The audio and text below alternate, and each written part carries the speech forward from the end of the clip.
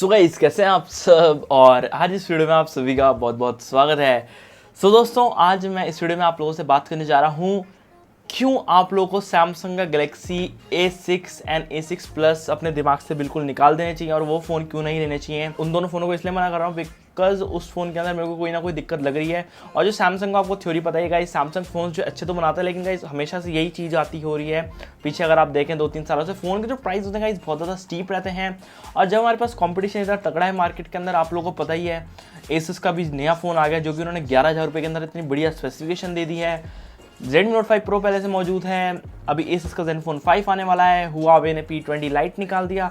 इतने सारे फ़ोन, इतने प्रीमियम डिवाइस हमारे को इतने कम पैसों में मिल रहे हैं। और हमारे पास सैमसंग की तरफ से एक न्यूज़ निकल के आ रही है कि जो गैलेक्सी A6 का प्राइस होने वाला है वो होगा कम से कम भी 20,000 रुपये। सो गाइस, अगर वो फ़ोन 20,000 रुपये का जस्टिफाई करता है अपने प्राइस, तो इसका मतलब हम लोगों को तो सारे फ़ोन और भूल जाने चाहिए जो कि 15,000 के अंडर हैं और जो कि 18,000-17,000 रुपये के आते हैं, like Redmi Note 5 Pro, Asus Zenfone Max Pro M1। तो ये चीज़ है, मैं आप लोगों को इस वीडियो के अंदर बताने जा रहा हूँ।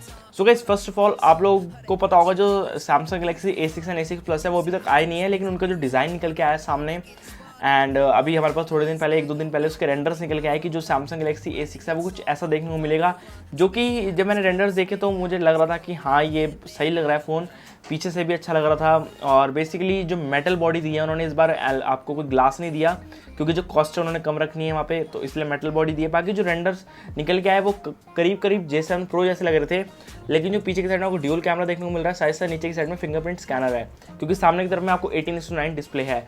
सो ये जो फ़ोन है वो मेरे को काफ़ी हद तक लग रहा है J7 Pro की तरह ही। सामने की तरफ में मान लीजिए आपने J7 Pro को ये चीज़ ऊपर कर दो और नीचे से नीचे कर दो, ये सारे बटन निकाल दो और डिस्प्ले को लंबा कर दो, इलोंगेटेड कर दो। फ़ोन जो है थोड़ा थोड़ा ऐसी, क्योंकि पीछे से देखो आप एंटीना बैंड लाइन्स उन्होंने इस तरीके से ही बनाई है। सो ये जो फ़ोन है मुझे अच्छा लगा देखने में। और सबसे पहले बढ़िया बात जो ये लगी कि उन्होंने किसी फ़ोन की कॉपी नहीं करी, लाइक जो कि बहुत सारे कंपनीज़ हैं, ओप्पो कॉपी कर लेते हैं, आईफोन कॉपी कर लेते हैं और एक दूसरे को, लेकिन सैमसंग की ये थ्योरी मुझे अच्छी लगी कि उन्होंने कॉपी नहीं करा है।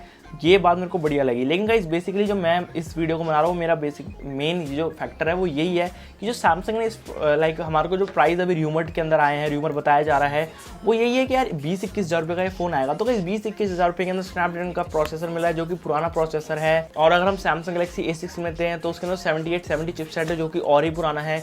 तो ये सब चीज़ें जो है गाइस प्राइस को जस्टिफाई नहीं करती हैं। और 4 कैमरा देने का मतलब क्या है यार, 4 कैमरा ना दो, हमारे को एक आप अच्छी स्पेसिफिकेशन दे दो और रेट जो है वो कम रखो।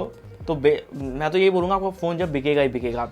और अभी तो जैसे आप लोगों को पता होगा एक बिल्कुल लेटेस्ट स्मार्टफोन आने वाला है Asus की तरफ से, जो कि होगा Zenfone 5। एंड गाइस उस फ़ोन के लिए भी मैं खुद भी वेट कर रहा हूँ, बिकॉज मेरे को भी फ़ोन चेंज करना, तो मैं उसी के लिए वेट कर रहा हूँ कि वो आए, मैं उसको ख़रीदूँ, उसके ऊपर वीडियोज़ बनाएँ। तो वो फ़ोन होने वाला है बढ़िया, क्योंकि स्नैपड्रैगन 636 प्रोसेसर होगा, 4GB की रैम होगी, बढ़िया कैमरा होगा, स्क्रीन बढ़िया है। और बेसिकली जो फ़ोन है उसके लुक्स बहुत अच्छे हैं, पीछे की साइड में आपको ग्लास देखने को मिलता है। तो फ़ोन जो है मेरे को बहुत प्यारा लग रहा है Asus Zenfone 5। और उसके रेट जो बताए जा रहे हैं, जो र्यूमर में आ रहे हैं, वो बताया जा रहा है 18 से लेकर 20,000 रुपये का होगा फ़ोन। एंड गाइस, अगर आप लोग किसी चीज़ में भी कंफ्यूज हो रहे हो कि आप कौन सा फ़ोन लें, अगर आप A6 से रुके, तो इस A6 जो है बहुत अच्छा फ़ोन होने वाला है बेसिकली। लेकिन चक्कर यही है कि उसकी जो स्पेसिफिकेशन है मेरे को पसंद नहीं है प्रोसेसर वाइज, और जो प्राइस है वो थोड़ा स्टीप रखा जा रहा है सैमसंग की तरफ से। तो वो दोनों चीज़ें मेरे को बिल्कुल नहीं पसंद आ रही। बाकी फ़ोन ओवरऑल बहुत बढ़िया लग रहा है, डिज़ाइन बहुत अच्छा निकाला है सैमसंग ने। तो यही है भाई की गाइस आज की वीडियो। अगर आप लोगों को पसंद आई होगी, लाइक और शेयर का बटन जरूर दबा देना। एंड मिलता हूँ आपको ऐसी वीडियो के अंदर। Till the time, guys.